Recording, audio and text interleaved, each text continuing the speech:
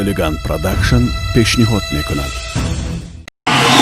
هر سرود دنیای نما میخونه برای همه.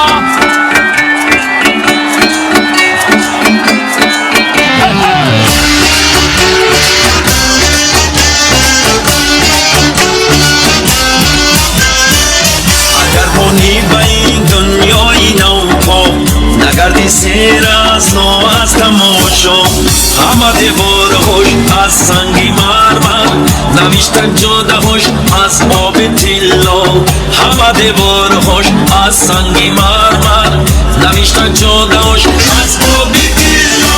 برادر زود باش بیا دنیای نو، با چشم دل ببین سر و سودای نو. در اینجا از قدیم هنر برپا شود، جمالی هر پری با دلها جا شود. در اینجا از قدیم هنر برپا شود، جمالی هر پری با دلها جا شود. ترام با چکند و زنپایی کن و حالیم با فواد لست با ویزیون. برای کودکان میدانی بازیست، نبیند کس در اینجا از کسازو.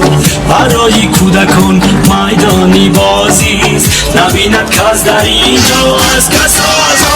برادر زود باش بیا دنیای نو، با چشم دل ببین سر و سودای نو. در اینجا از قدیم هنر برپا شود، جمالی هر پری با دلها جا شود. در اینجا از قدیم هنر برپا شود، جمالی هر پری با دلها جا شود.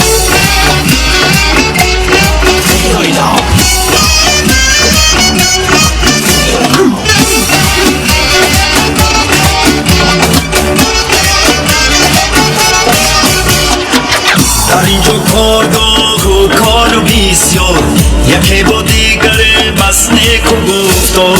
بعد و دستی ادب با خواهشی خش، عوض کن این مکان را کرده گلزار. بعد و دستی ادب با خواهشی خش، عوض کن این مکان را کرده گلزار. برادر زود باش بیا دنیای نو، با چشم دل ببین سر و سودای نو. در اینجا از قدیم هنر برپا شود، جمالی هر پری با دلها جا شود. در اینجا از قدیم هنر برپا شود، جمالی هر پری با دلها جا شود. دنیای نو، دنیای نو، دنیای نو، دنیای نو، دنیای نو، دنیای نو. دستگیری اما کسا